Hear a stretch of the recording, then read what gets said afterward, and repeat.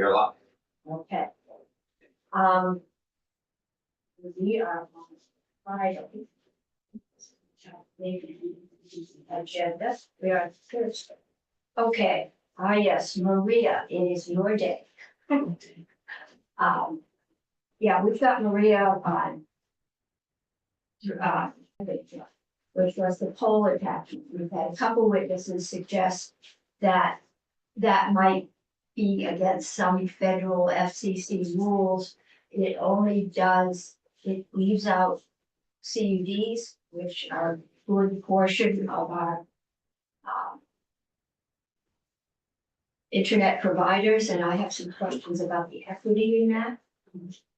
Common benefits kind of thing, so the floor is yours. Okay. Thank you very much, Maria Royal with Legislative Council. And I heard you say that you're gonna be out by 5. Does that mean we're gonna meet till 5? No. Okay. I think I'm the only one on the agenda. I'm like, Well, there might be a fair amount of committee discussion. We still, when we finish with this, have a couple bills. We need to decide what we're gonna do with them, Okay, so. that's fine. I'm not going anywhere, but wanted to check in. So yes, starting with S-181, the Community Public Media Fund. And you specifically wanted me to respond to some of the legal concerns that were raised, and give my own legal opinion, which I will do. Not going to speak to the policy. Right. If it's legal, we'll sign the policy. Exactly. So I think, you know, this is a really interesting proposal, I have to say. And I think it is for other people. It wasn't just me, but trying to understand this mechanism and what exactly this charge is. Because I noticed in some of the comments that you received, in some instances, it was referred to as a right-of-way fee. Sometimes it's a property tax. But that goes to transportation. Several things to say about that. So I think, so it's a $15 charge for every attachment on a utility pole annually. So I think it's clear to specify that it's not a full attachment fee as you think of. The PUC has rules for attaching entities. You go through the whole process, you pay a fee, you pay a rental agreement to lease space on poles. It's not that. That's not implicated here. It's not a right-of-way fee. You're correct, Senator Cummings. For example, the Agency of Transportation has the authority to charge a right-of-way fee for putting facilities along the state right-of-way. Currently, that fee is not being collected, just so you know. But it's not bad. We can talk about that another time. So typically when you think of a fee, a private entity might pay a fee for a benefit, like the use of the right of way, or some privilege that's conferred, or a regulatory fee. You might pay the department. We have a franchise fee, present. But Right, we have a franchise fee. well, there are franchise fees for cable companies. Okay, yeah. There are regulatory fees for telecom companies generally, so there are other fees, but this is not a fee. In that sense, it's a tax. It's specifically designed to generate money for the providers to get a benefit, but to raise money for a public purpose. In this case, financing the AMOs, the cable channels. So it creates a fund, collects the money, puts it in a fund, and then distributes it to the public access channels. So what kind of tax is it, right? It's not a property tax. You do tax to some extent communications property. So it's the way I look at it, and I think the way it was presented, and you can hear from those who, you know, where the proposal originated from, it's an excise tax, right? So an excise tax is a specific tax on a particular product or service, right? So the most recent one I think you're probably familiar with is the cannabis excise tax. Right? It's money, it doesn't go to the providers, it's not to the provider, or, the retailer gets some benefit. It's general money that you're raising, to pay in part for cannabis abuse related programs, and the rest of it goes to the general fund to be used for whatever. So this is a very similar model. It's an excise tax on attachments on utility poles. And it's going into a fund for a public purpose, right? So doing the analysis, so there are a couple of things. And the reason why I'm being very specific is because some of the concerns that were raised were this fee is not commensurate with the benefit, or it's not. That analysis isn't really applicable here because it's not a right of way fee. I think that was part of the confusion as people were talking about what is the relationship between this fee, and that's not really the appropriate analysis in that sense. However, under the Communications Act, under the federal law, there are provisions that limit the state's authority in this communication space. And particularly with regard to any state requirement that might create a barrier to entry, right? So, the idea being you want to market where there's open, free competition, new services in it, that somehow the state isn't hindering that objective, right? The FCC is the federal entity. It has a mission of making sure communication services are available nationwide. And so if the states were to prohibit companies from doing business or interfere with that objective, that's a problem, could be problematic, right? So there are constraints. So some of the analysis, what you look at to determine, is this a barrier to entry? Does it materially inhibit the provision of service, right? So that's kind of an open question, because I know you did hear that this was a massive increase in the cost of doing business, and it will be a hindrance to the provision of services, right? I could say, the reason the CUDs were probably let out is that it would really be a barrier to them, because they're still stringing their initial wires. So couple of things to say there. With regard to the CUDs, there is in the proposal before you an exemption or an exception for publicly owned assets. I think all of the CUDs own their assets. They might contract with a private company to actually build the network or provide the service. I believe they all own their assets, so I think they're all covered here. They're all covered as exempt or? As exempt, because the assets are publicly owned. Yep. And so there was a concern raised that this charge is not competitively neutral for that reason. You're giving a benefit to public entities, CUDs, right? I actually don't think that's a legal constraint. You do that all the time. Nonprofits don't pay income tax, right? That's a policy decision. If that were the threshold, then you wouldn't really be able to do grants to providers to serve. It's a tax expenditure. It's like a grant. You're not making it, right?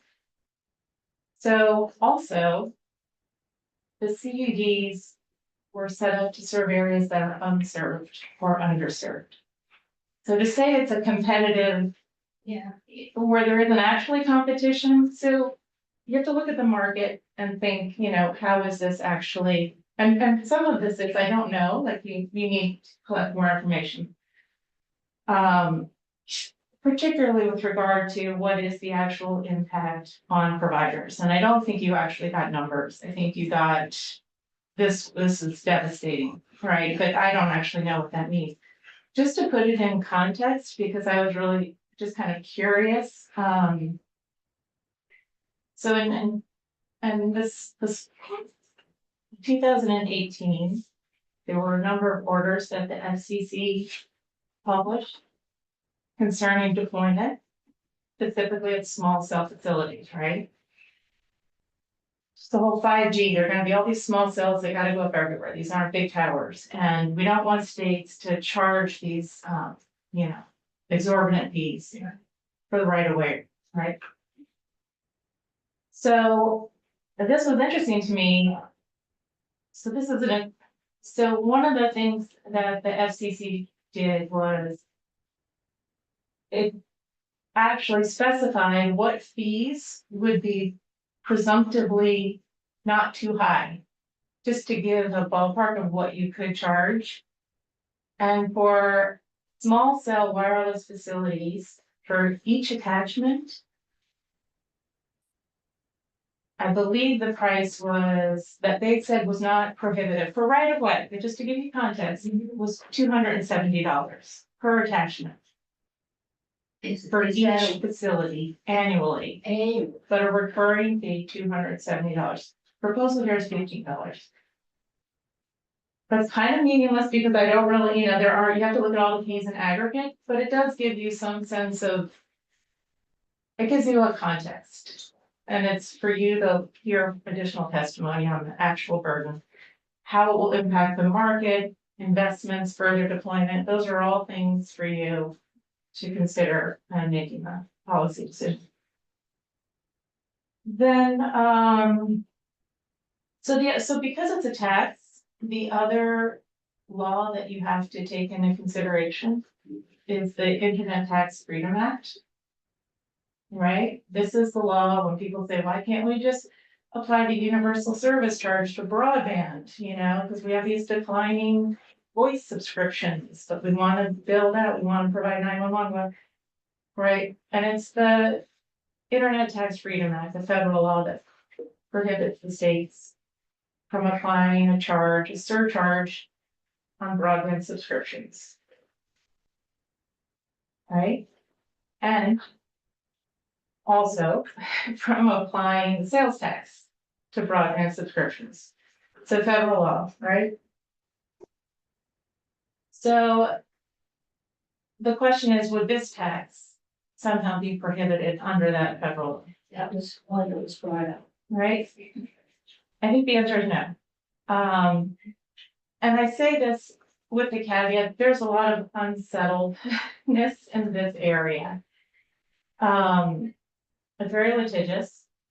There's a lot of case law, but it's also complicated because the market is always changing, the technology is constantly changing, the use is constantly changing. So we think of access to broadband now as an essential service, right? So all of these things are relevant to any decision that's being made now. The precedent, kind of the 10 years ago, how things were decided, it doesn't it's not like you can go back and say the Supreme Court already addressed this because things have changed, right? So under the federal law, so that law, the Internet Tax Freedom Act, just again to put this in context, it was initially enacted in 1998.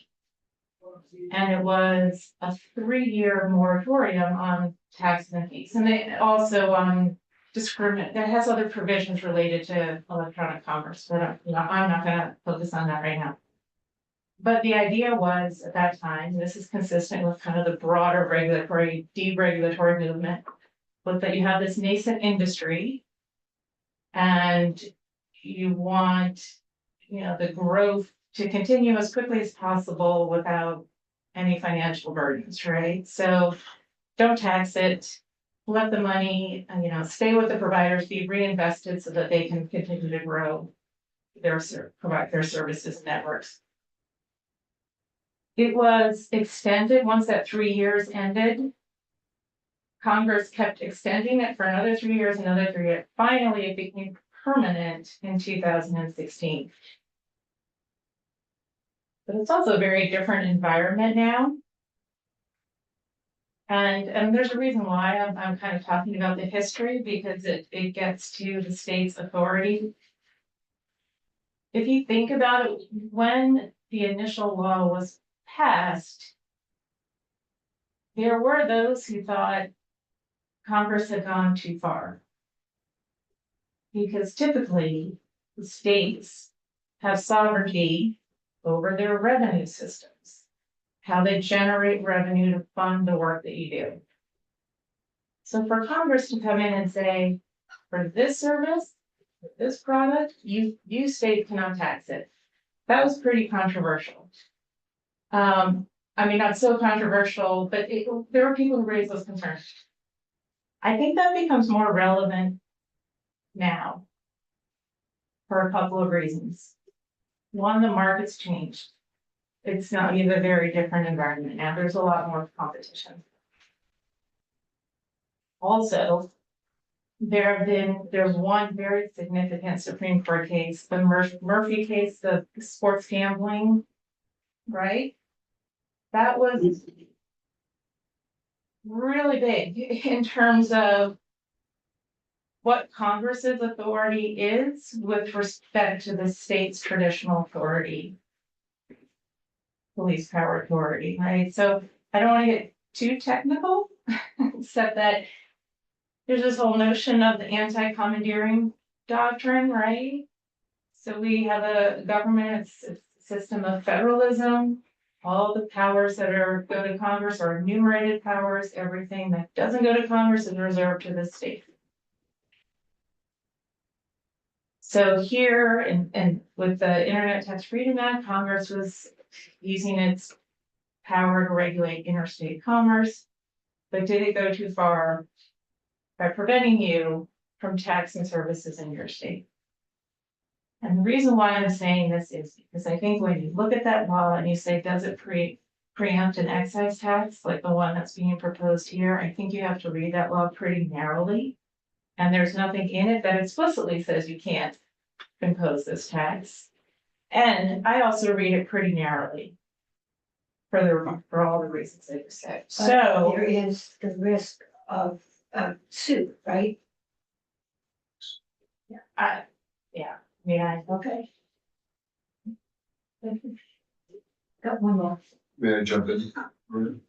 So I don't know if you'll be prepared to speak to this, but in this context of this conversation, advocates have also raised that another option they had considered to fund the PEG, which I fully support doing, to keep community, both the capabilities of broadcasting locally and keeping voices from our communities on our airways, was to look at a streaming sales tax. Is that something that you explored at all? And do you understand if we had a surcharge, an additional sales tax for streaming services, your Disney like an Plus, excise tax on streaming? Netflix and all those, is that feasible, or is that nothing that you've addressed so far that you'd be willing to speak to? So I haven't personally addressed it. I don't think that would be a problem. I think that's a policy choice. I mean, so I haven't really thought that through.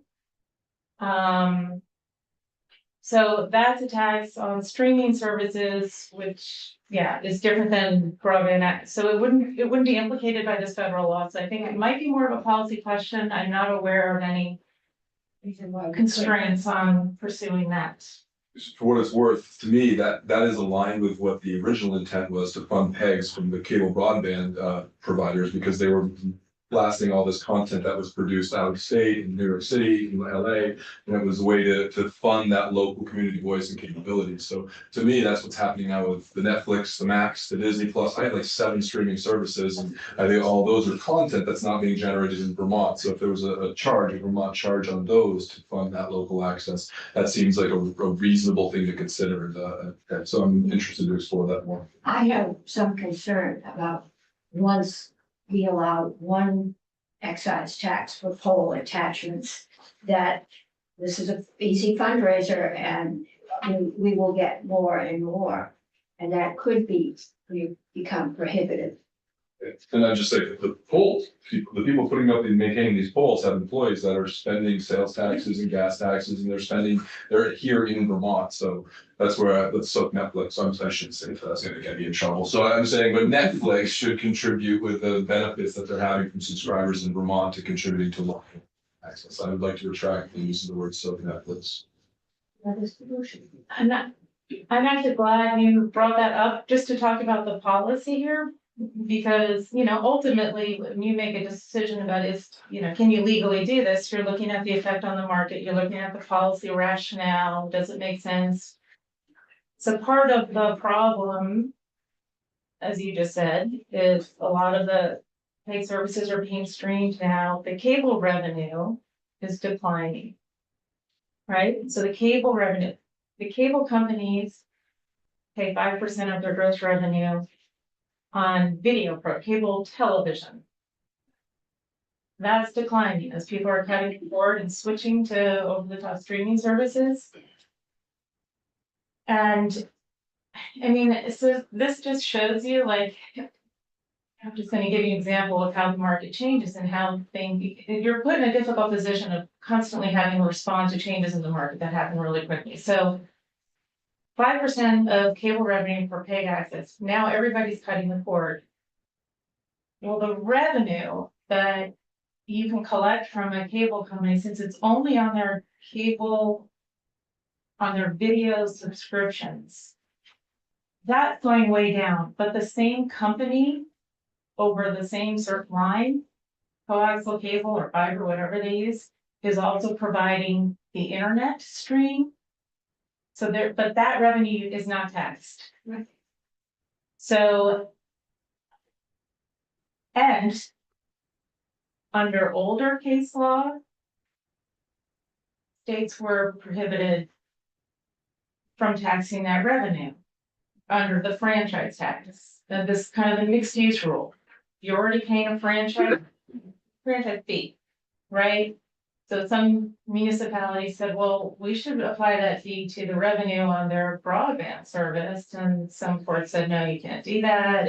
They're already paying the kind of the right of way fee, and it's the same infrastructure. Well, now if the revenue's all gone down, but the infrastructure is actually valuable for another service, that whole mixed use prohibition doesn't really make sense anymore. Nevertheless, it exists. So this proposal is looking at all of the communications providers, the changing market, and trying in a competitively neutral way to have them contribute for public for this stuff. If we tax streaming service, put an excise tax on streaming services, would that get us in trouble for a double franchise fee if they're coming over the cable that we're already? Well, so it's the content providers that would be paying that fee. So some of these companies are vertically integrated, but no, I don't think so, because it's, I don't actually like using names, but Yeah. they don't own the infrastructure. Yeah. Right, they're not paying the franchise fee, which in the cable television world is a right of way fee. Yeah. So they're not paying that. They just provide a service over the top. They're a streaming service that a customer pays for, pays sales tax. And so this would be an additional tax. Okay. Probably borne by the customer, but maybe not. I think that's up to the provider. It increases their cost of doing business, and it's up to them typically whether they want to include it on their monthly bills. And they probably will with government fees, and this is why it's going up. Okay, questions for Maria on this one? The other thing, so, you're collecting information, so one, trying to get a better understanding on what this cost is relative to the other costs, how it impacts deployment plans, right? These are all important considerations. But all of the attaching entities now, because they have to rent space on the pole, they have rental agreements. So I don't know how, for some companies, it might not be that difficult because they know what they're paying in rent. I'm sure it's really clear, right? Where they attach and how much they pay. That all exists now. For some older legacy companies on old poles that, their own attachments, a little more difficult, but anyway, so there might be more information than you're being led to believe, but it doesn't, but I have no opinion on how it impacts their businesses. Okay.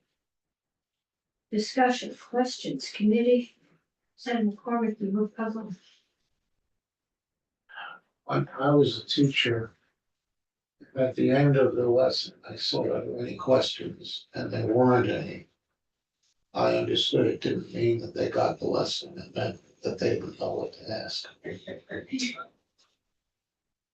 So, I don't know what to tell you. yeah, in short, I need to, it looks like there is no Complicated. definite legal restriction to our doing this poll attachment fee. With one caveat that get them more information. We Yeah. really decided that the burden is that it's so prohibitive to the deployment that it contravenes federal policy. You know, you need to know more And that's specifically. probably, that would be a lot, I think, for us to make that business decision. Is this too much? Well, you can ask, you can ask, We can do that. On the other hand, there is no legal restriction to our putting an excise tax on streaming services. I'm not aware of any. I don't typically do, tax. That's Stuff, what we but will, I'm happy tax to attorney, ask Kirby. Kirby, and see what, if he thinks there's, because I am nervous about starting to put fees on polls, that once we start doing that, everybody with a good cause. I learned my lesson with fees on traffic tickets. And in the end, we made it so expensive that we had 30,000 Vermonters driving without a license because they couldn't afford to pay their foot fees. So once you say, oh, this is a really easy way to raise some money, there's 5 other people behind you and it tends to snowball. You find a new way.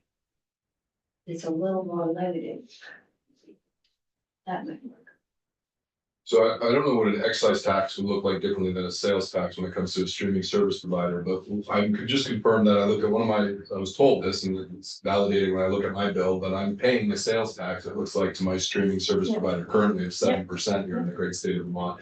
I guess my other questions I have is, how would an excise tax be different for a streaming service? And alternatively, if this legislature wanted to institute a streaming specific additional sales tax, that's not unheard of, right? So if it was like 10% rather than 7% on sales tax, we do that with other things. Take us out of the streamline sales tax commission, but I don't think they've gone as far. Sure. Okay, Excellent. okay. Governor on board. 3. So. The next one is 199 mergers and governance of communications union districts, and you drafted that. And we thought we'd have you walk us through it and just give us, your take on any legal issues we might have there. There are public records part of that bill that I'm gonna send to GovOps because we've never done public records. It's not that area, so. Okay, great. So actually, I listened to testimony yesterday and FX Flynn did a great job providing an overview of the proposals in here, but I'll refresh your memory and then we'll go through it more specifically. So these provisions are all related to CUDs and their governance and business practices. The 5 areas that are covered concern the dates by which they have to do things, so getting more flexibility. The merger process that they could avail themselves of if they want to see these want to merge. There's permission in here for them to meet remotely.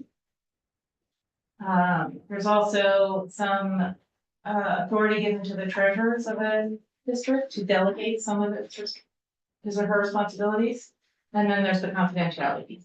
So those are, broadly speaking, the subjects we're going to cover. There are a lot of findings, and I'm actually going to skip over those because they're very consistent with the testimony you heard yesterday. So I think you're familiar with CUDs, why they were created and what they're doing, et cetera.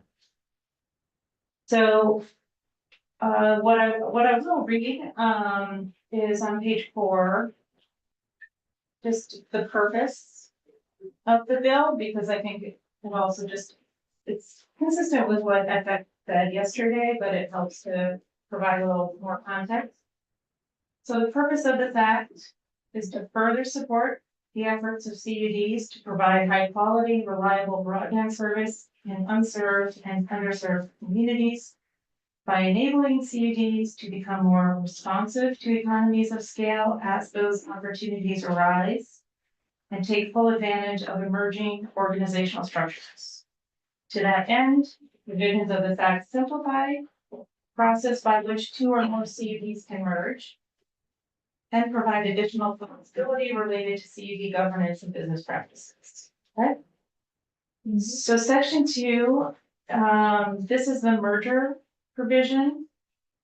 It is modeled to a great extent on the merger procedures for municipalities generally in Title 24, with a couple of big exceptions to make it work a little bit easier with CUDs. As you know, like EC Fiber is 31, I think. I think they said somebody up in the Northeast Kingdom had 51. Okay, so obviously lots of municipalities in each CUD. And so as FX explained, trying, if municipality wants to, if the solution is to have each municipality just join an existing CUD, then they have to have those votes in every single municipality, even if they're already part of a CUD. Mhm. Or you'd have to use the Title 24 merger provisions, which also require votes in each municipality. So the proposal here is to follow a similar process, but allow the boards of the merging CUDs to make the decision as to whether or not to merge. And as FX mentioned yesterday, so if you look on in subsection A on page 5, so a district may merge with 1 or more other districts as provided in the section. Such merger shall include all member municipalities of each of the merging districts.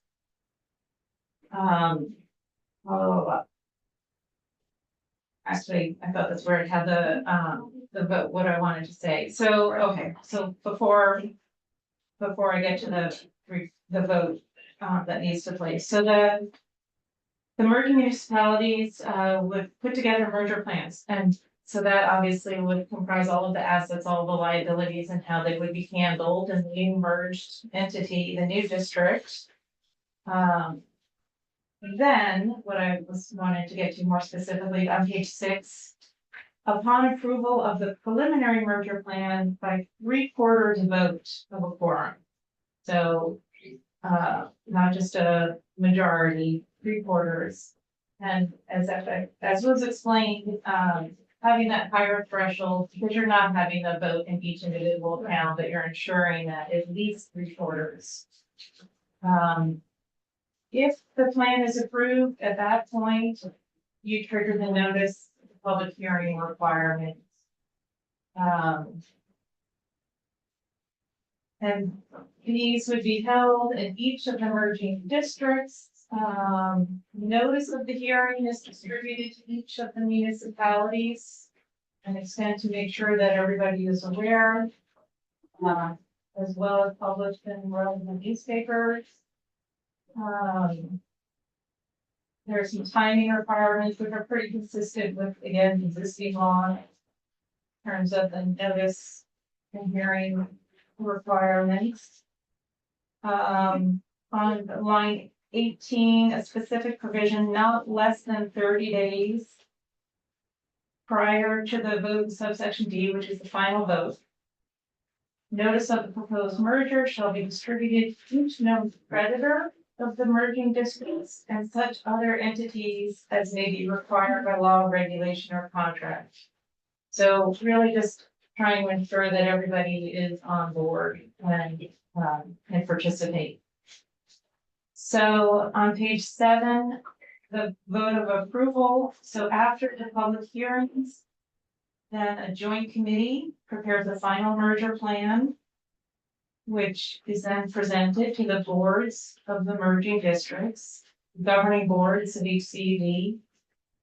And that would take effect upon approval by 2/3 vote of a quorum of the board of each of the districts.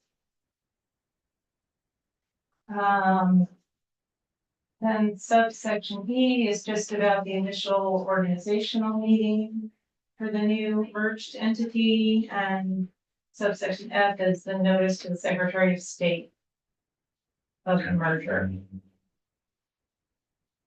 So that's the process that's being proposed here specific to CUDs. Section 3, this provision is the provision that allows for them to meet remotely. It also changes some of the dates.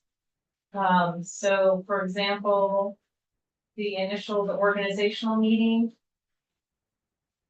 Current law says that annually on the second Tuesday in May, following the appointments, which are the appointments of the delegates to the board. The board shall hold its organizational meeting. So the underlying language is basically giving them authority to pick another date, but specifying that in their bylaws. So in terms of and there'll be similar language with respect to other dates. In this proposal, that are also in the chapter that governs CUDs. But subsection B on page 8, this is the provision that gives them authority to meet remotely. Notwithstanding any provision of law to the contrary, and upon approval of the board, or as specified in the district's bylaws, a quorum or more of the board may attend a meeting by electronic or other means without designating a physical meeting location where the public may attend. So that was this is part of what they were looking for an exception from. So they're finding that people weren't, again, I'm not how a big decision, but this was one of the things that they ran up against, is that people weren't asking You've got for 51 location. towns, it's a long way to Correct. go in March but I guess this will also end up in GovOps because they are working on a public meeting, but I thought we had to have a physical location for a public meeting. So if I'm concerned about EC fiber and there's no physical location and everybody else is working from their home, how do I get my case heard? I thought he said they were gonna have a physical location, but I might have misunderstood. No, let me just see if they actually provided.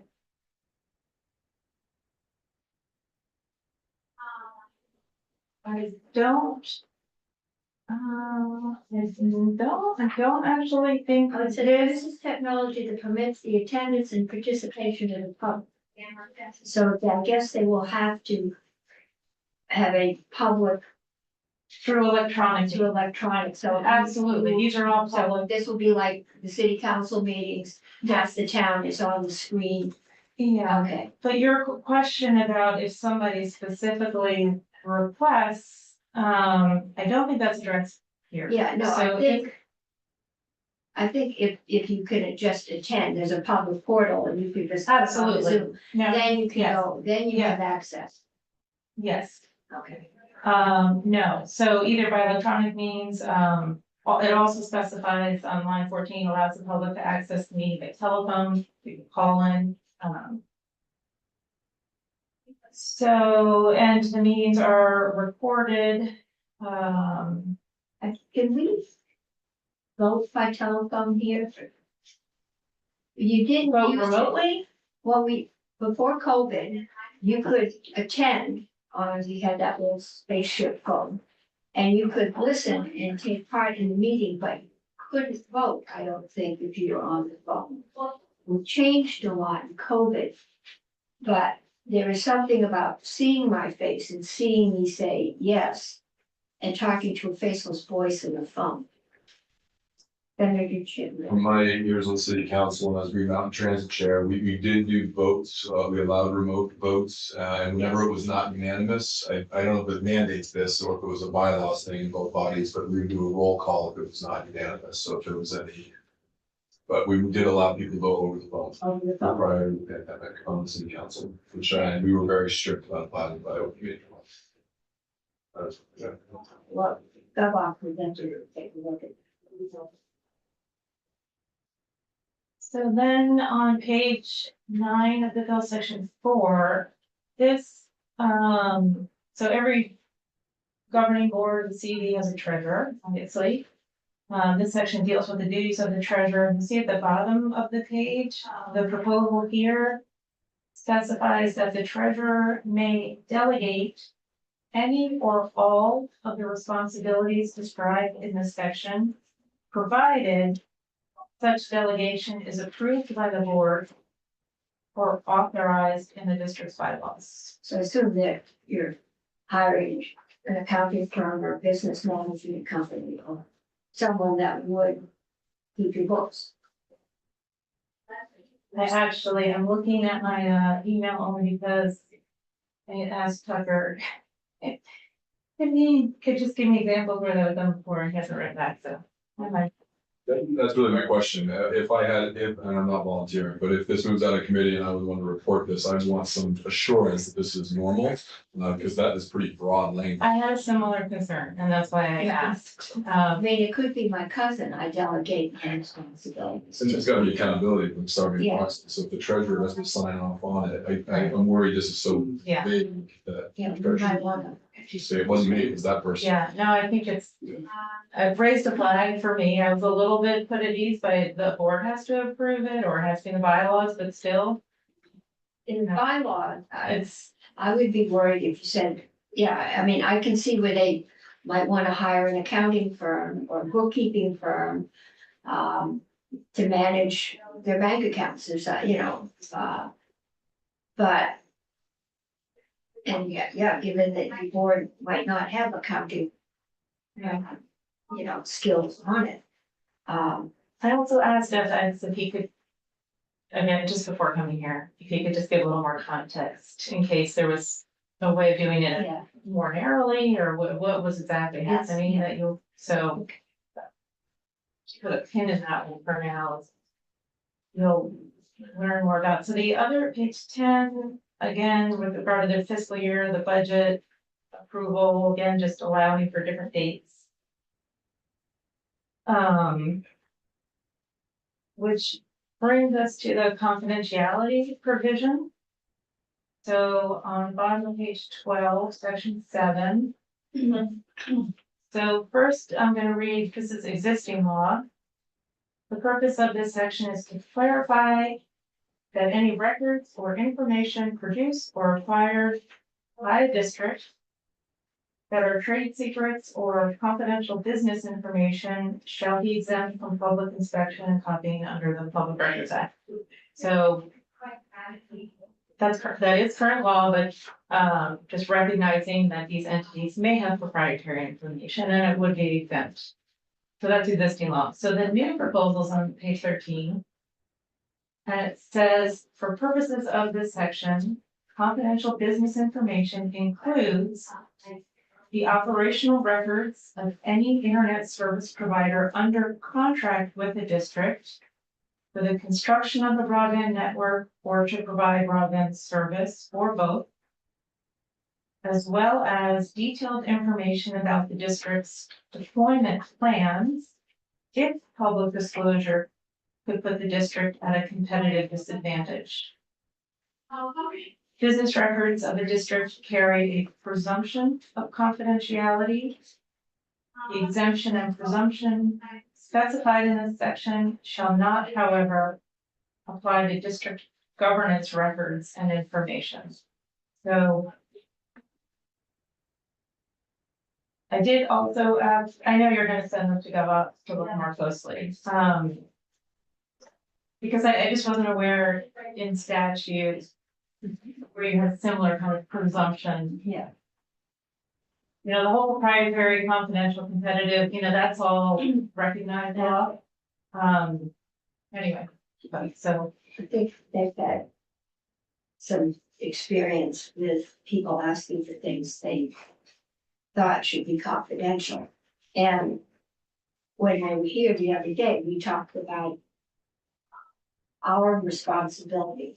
I assume that's the broadband board in acting for us, but to know those business records, so we know if they're getting enough people to hook up, to declare the cost of running the lines and, their whole financial condition so that we can be aware of potential problems. But this would just say that anybody in the public can't come in and want to know your deployment plans. Or the minutes from your last meeting. well, no, you would know your minutes, but they could redact them if there was proprietary information or something that might. Is there a definition of proprietary? I mean, they're gonna be deciding what's proprietary, right? They are, and I'm sure there's a lot of case law, because that is already an exemption, Yeah. all right, confidential business information. There is a lot of case law, I'm not familiar enough, but, so the purpose of this is to specifically call out information that they would like to be presumptively considered confidential, mostly concerning the internet service provider that they contract with. It's really a policy decision, balancing how they do business with transparency and accountability. Okay. Questions? Not seeing it. Okay, I think we're gonna probably kick that can down the hill. But, I think the concern is to make sure there's enough protection. I hear about, our board and their board, and I see up in some little place, 6 people in one room, 6 people in another room, and they work a deal.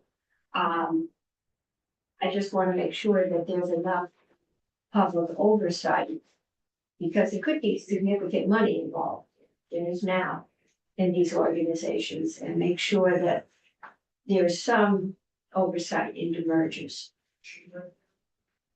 Just thumbing through for fun as the discussion was going on, I was looking at the chapter about communications union districts in the statute. And I do see the chapter regarding audit. And mentioned, of course, mentioned here, treasurer requires an audit, but it is very, very slim. And as I'm looking at it, unless I'm missing something, I don't come up with the degree of comfort that I think is necessary. And it's just something that as we're dealing with this, that we might want to look at. Right now, the chapter on audit consists of one sentence. Once the district becomes operational, the board shall cause an audit of the financial condition of the district to be performed annually by an independent professional accounting firm. And it seems to me that we want a little bit more than that, including an audit form in which there's a management letter produced showing issues, significant deficiencies, so on and so forth, and the results of the audits are provided to the board in a little bit more detail than specified here, and the fact that's just an observation. Yeah, I think the board needs to get that information, and somebody represents the state, as long as we are putting the bulk of it into this, needs to get that. Because we should know that there's a problem before it gets on the front page and at a stage where we might be able to rectify it. So once you think about the auditing language, and we'll put that in, because I think there should be even a quarterly or at least twice a year report to the board, and we may have required that. We probably should. Again, there may be something else here in the chapter, Yeah. because I've just skimmed it very quickly, and that's the only reference I found to a professional audit. And, an audit would typically be something that would be done annually. You can certainly have auditors do something more frequently, but the audit is on an annual basis, is important. Well, we will have chair of the board in we'll ask Christine and talk to us about what they do get, how often, and what kind of oversight they do. Cause it, 2 years ago, 3 years ago, we were starting this out, we were really worried that some of them were never gonna get off the ground. Yeah. Sounds like most of them have, but I think part about merger, some of the smaller ones may be much better off joining up with a larger system. So that just with the economies of scale and the assets. So, okay. Any other thoughts on this one?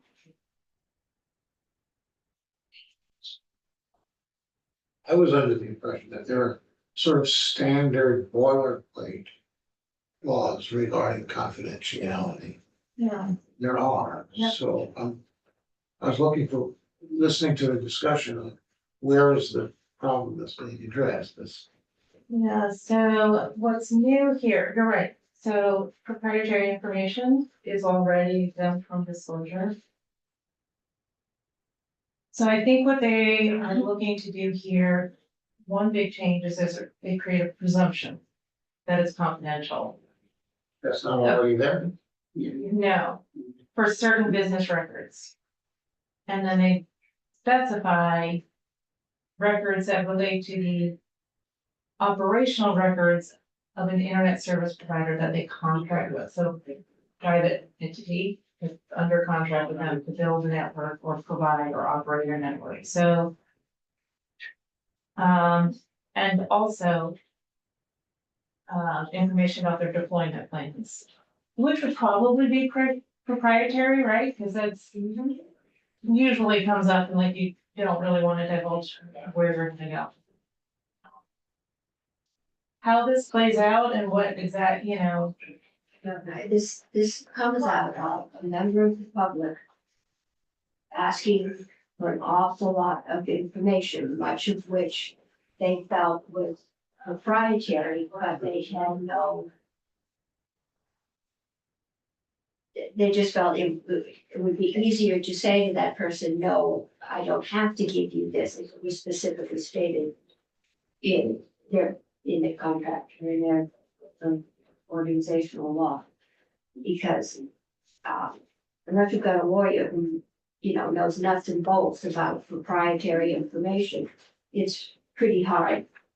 And it can take an awful lot of your time doing this argument, so if we think that's appropriate, we can ask FX back in next week and have him talk to us about exactly what it is he wants to keep away from the public and how, what of that information,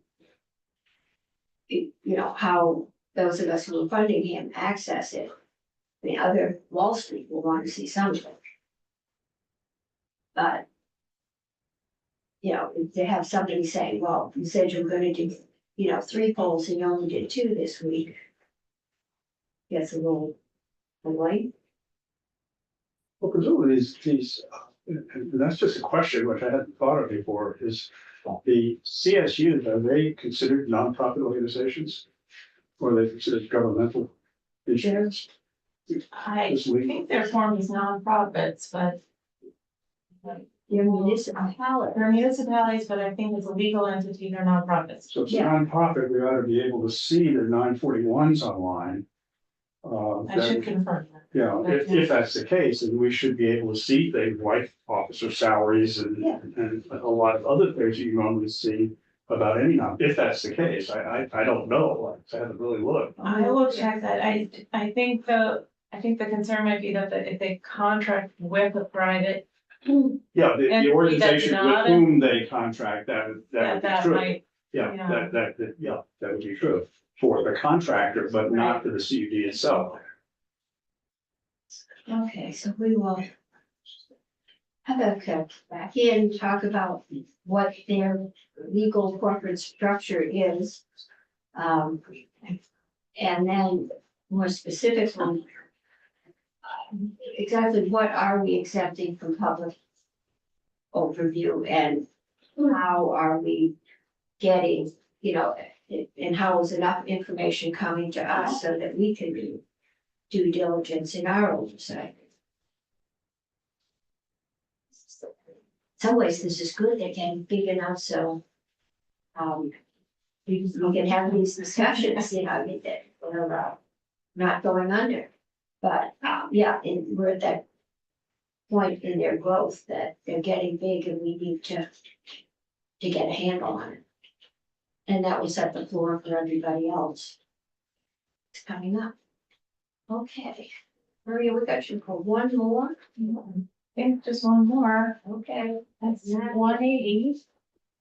This is the bill that has to do with state investments, in public funds. And I did listen to the discussion yesterday, kind of the general discussion that you had. Wasn't exactly sure where you ended up. We aren't either. It was not one of our finer days in coming to a conclusion. But I think, so I guess one of my questions, I think, there was talk about the treasurer's Bank in Vermont program specifically and maybe amending so that money can be impacted I or? think, and we have got to apply for the treasurer. Did you print? Yes, I gave it some just copies for those who didn't get them. Because we were coming.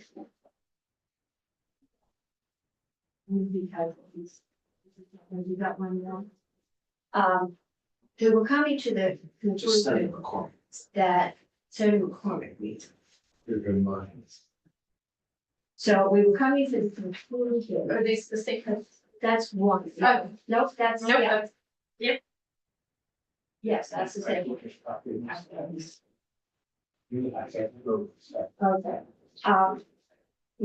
we thought we were getting close to a compromise, which was that, the major deposits the state makes into banks would stay with banks, but that we would allow,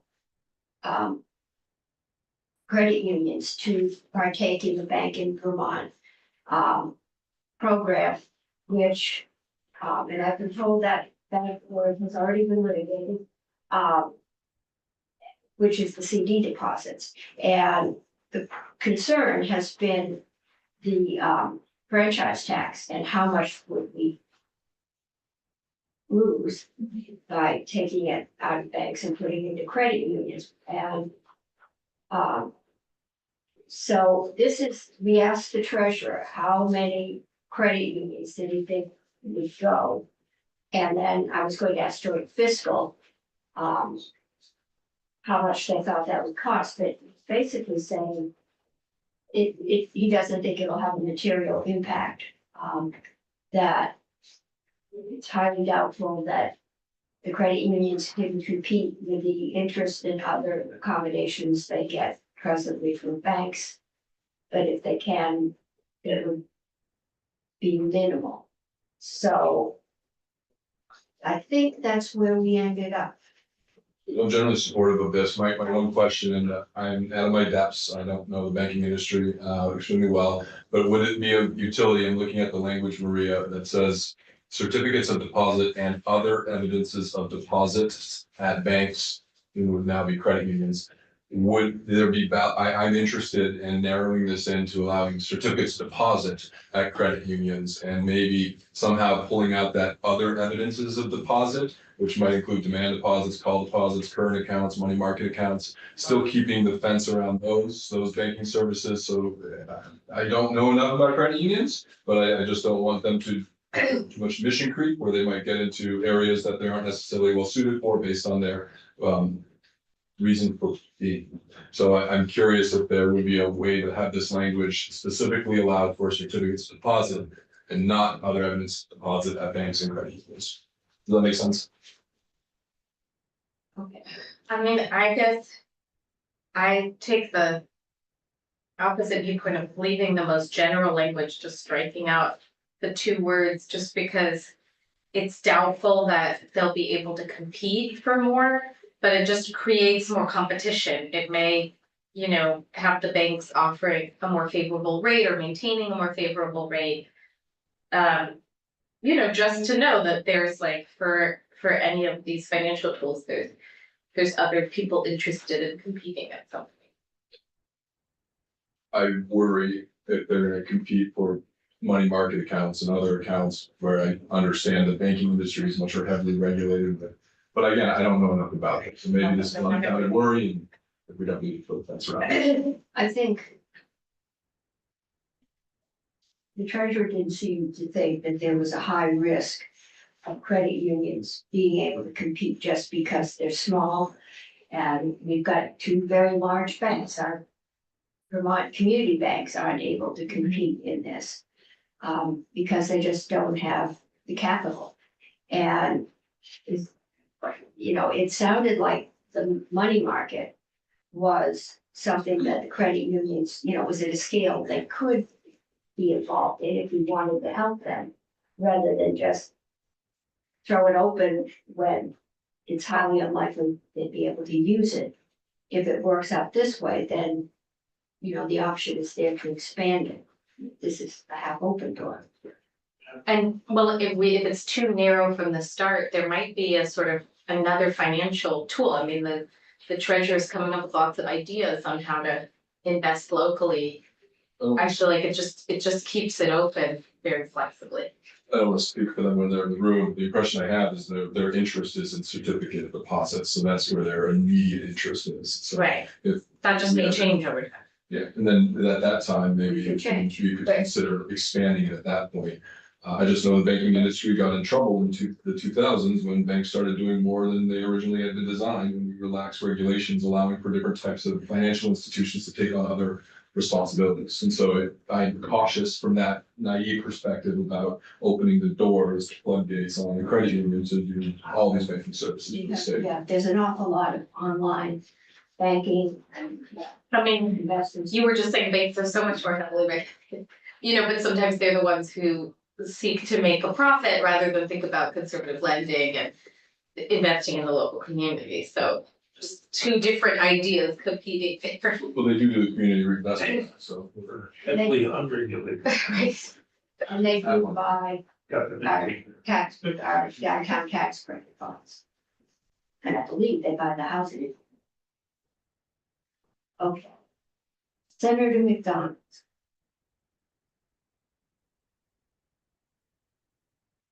So credit union is gonna tell us whether they think they can compete in this market, would like to do it, or what? What, Maria, why don't you let Joe come on up?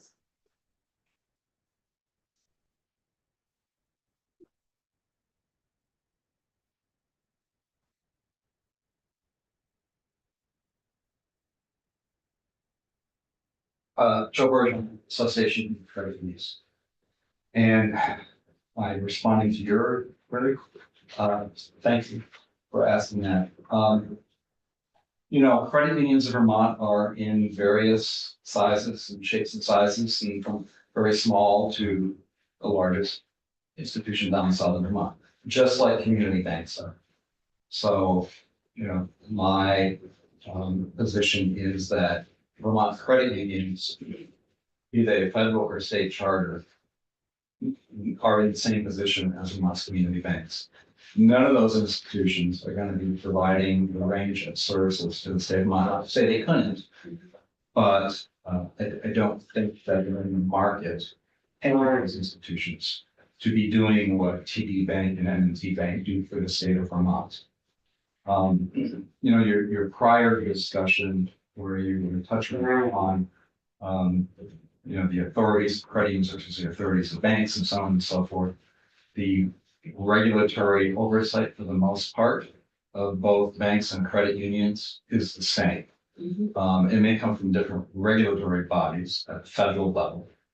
But we all have to comply with the same types of consumer protection, regulatory structures and so on and so forth. At the federal level, all the CFPB kind of activity and whatnot. And at the state level, it's the Department of Financial Regulation. that oversees credit unions and oversees banks in concert with whatever federal agencies that they coordinate with. You know, the way the statute, that one line of statute that you were referencing is written right now. You as a legislative body are entrusting the treasurer's office to exercise due diligence with where they're conducting the financial business of the state of Vermont, whether they're placing deposits and where they're doing transaction accounts and settlements and so on and so forth. And so they've seen fit in that office to have a relationship with TD Bank and M&T Bank, and that's fine, and that's great. Somewhere along the line, that Bank in Vermont program was created under the prior treasurer.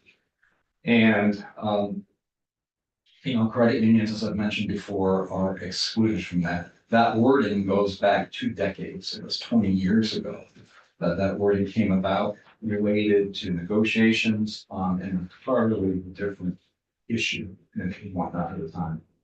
So we're just saying that times have changed. And, you know, there are, as I've said before, there are more credit unions than banks in the state of Vermont.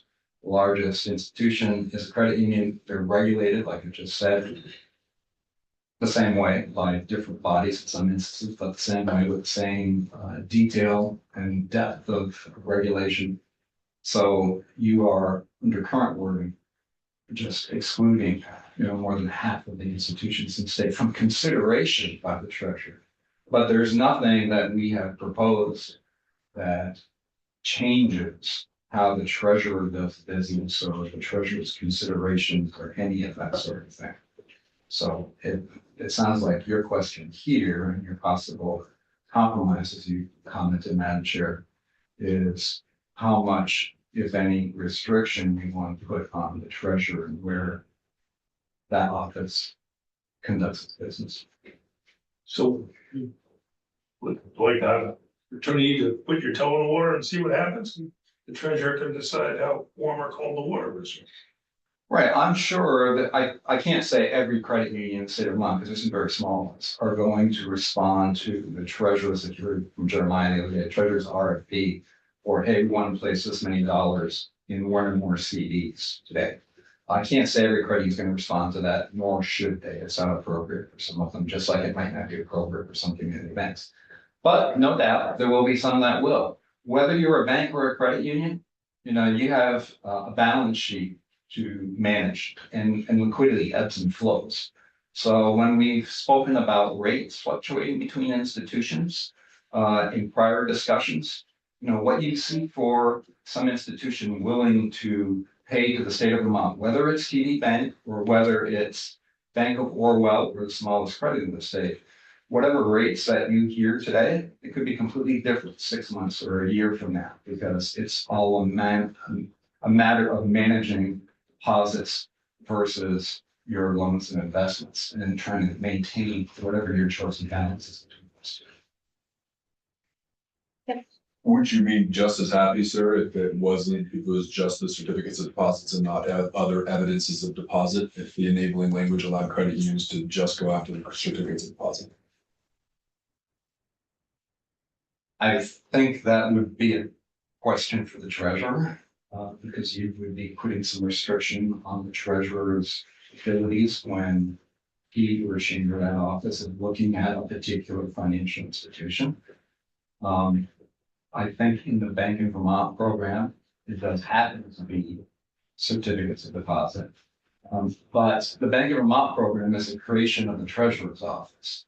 So, you know, I presume that the treasurer has the ability, whether it happened or not, to modify that program, to shrink it, to expand it. You heard the other day that there's about $80 million roughly in that program. I suppose the treasurer could reduce it to 40 million or increase it to 160, you know, whatever. I think the effort at the time that it was created was to recognize we're doing most of our business outside the state of Vermont.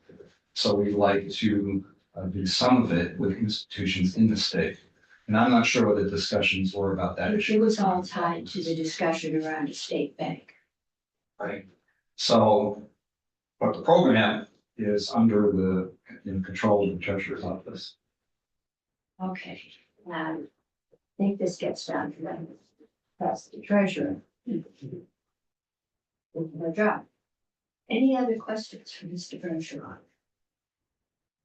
Thank you. I have a question for Chris if you'd like. Okay, come on up, Chris. Sure. Mind if I just ask a clarifying question? Do we have new language or we're still working? from the No, we're original? gonna have Maria draft the line. Thank you. For the record, Chris Seeley, President Vermont Bankers Association. May I direct a question? Yes, So I don't know if you were picking up on what I was trying to clarify there, but I'm just not familiar enough with how demand deposits, fixed deposit accounts, account returns, recurring deposit accounts. I'm just Googling types of deposit accounts, call deposit accounts. Do you see those accounts being of a different animal and some utility in reducing state risk and limiting this to just be certificates of deposits? I'm not sure how to answer without negotiating against myself, but I think the honest answer would be you're going to vote out a bill. You don't like the bill. But if you're going to vote out a bill, we'd like it to be restricted to the conversation you've been having about the Bank of Vermont program, which is based on CDs. I just, And if the treasurer chooses to change that program, whoever the treasurer may be, that can be a future discussion. that will be, and I think the treasurer has done a good job so far in managing state investments. And I think we have to trust that they won't give things to institutions that they don't feel are in a position to handle. Just saying that you can take part doesn't mean you're gonna get everything. I think the estimate was that you might get one, maybe two credit unions that could actually deal with this. I have complete faith in today's treasurer, and I would hope to have faith in any future treasurer that would be able to implement their fiduciary responsibility to the citizens of the state. I will say you're absolutely correct. The Bank of Vermont program was created as a result of discussions around the state bank and wanting to see more state dollars invested in projects here. It becomes an issue for the treasurer to manage how those monies are invested, especially when you're looking at housing projects, infrastructure projects, et cetera. When you've got cash flow that you're tying up in this type of situation. And that was, we kept saying, well, we have VITA, which does our higher risk business loans generally. And, there was no shortage of capital. And this was kind of the compromise that rather than send some of our money to Wall Street, it would stay here. At Correct. least for a while. Really. As we're considering this entire issue, I believe that we have a degree of comfort based on the statements we've gotten from the treasurer's office. That were this passed, the effect on revenues of the state from the state franchise tax would be minimal because the amount of money that we're talking about that would wind up going to credit unions would be minimal. I'm just wondering if the rest of the committee heard what I heard with respect to that. That is my understanding. I'm seeing head shaking. This confirms. I think that. Yeah, I think that's what we're looking at. It would open it up somewhat, but not all the way. And if things work out the way they think, the banks aren't hurt, tax revenues aren't hurt, credit unions get a little help. It should be a win-win. So, What do we do about taxes on credit unions? They're nonprofits, so we generally don't tax. they are not taxed. They're not taxed, okay. Yes, they are nonprofits, so that's the one thing, for the money that is deposited in a bank. That gets paid to us in a franchise tax. If we put that same money into a credit union, we do not get it, we do not get any tax revenue on it. And if I can, just for the record, because I think I'd be remiss if I didn't say this, I'm not sitting in front of you asking for tax exemptions under the franchise tax. If you'd like us to pay higher rates, then give us a franchise tax exemption and we'll be happy to pay higher rates. But we don't have that luxury. Yeah, you don't. Well, this is just kind of a general question, you know, one of the arguments that I heard is that, monies that go to the banks, presumably are profits that go to the bank shareholders. Monies that go to the credit unions in excess are returned to the owners of the credit unions, meaning the depositors. Does that suggest, though, that ultimately, if there's any tax involved, that the credit union members would pay the tax as well? In other words, effectively, we have franchise taxes just being passed through several hands. I think what they said is, I'm on the credit union, they don't send me a check for my share of the profits at the end of the year.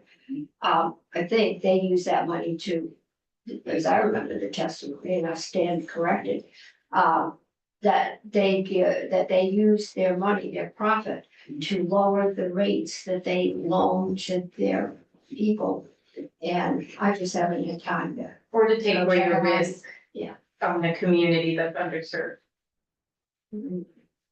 I would also add that a mutual institution is owned by its depositors, That's right. like a credit union is owned by its members.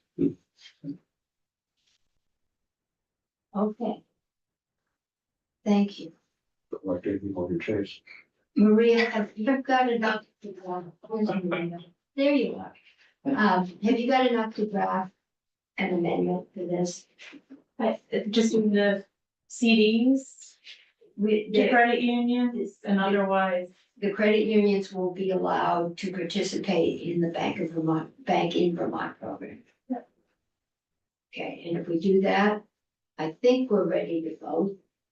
I'll put that on for a vote tomorrow. You get that done? Sure. Okay. Why don't we take a 10-minute break? And then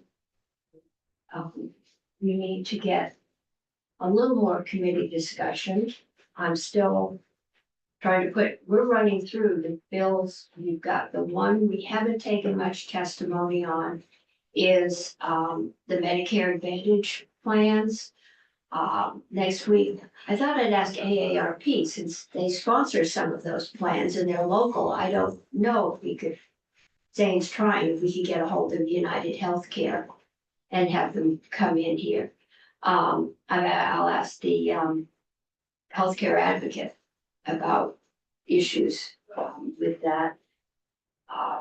And I had a witness I was gonna suggest. Okay, we'll just get the name to Zane and we'll do that. That's the one bill we have not taken.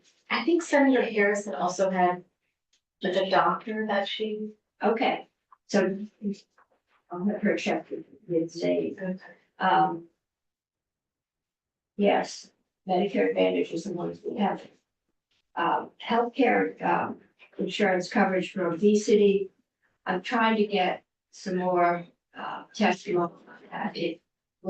We've got Jen Carvey coming in and talking to what impact that would have on the exchange rates and what it might cost the state. They're still trying to figure out some numbers. We've got even numbers somewhere like 75 million in the long run. And those I talked to Nolan today, who can't do much because we don't have enough information at this point. But this would not, I guess if we raise the price we pay doctors, it doesn't come under our Medicaid cap. We have the universal agreement. We have flexibility to try programs that will bring down our Medicaid costs. This wouldn't be one of them. And we have a cap. We deal with the federal government. We can play around within this cap in certain areas, but we just started it, so it's not a big issue now, but when you get close to spending your cap, the last few years, it does have a committee. So we'll get those in.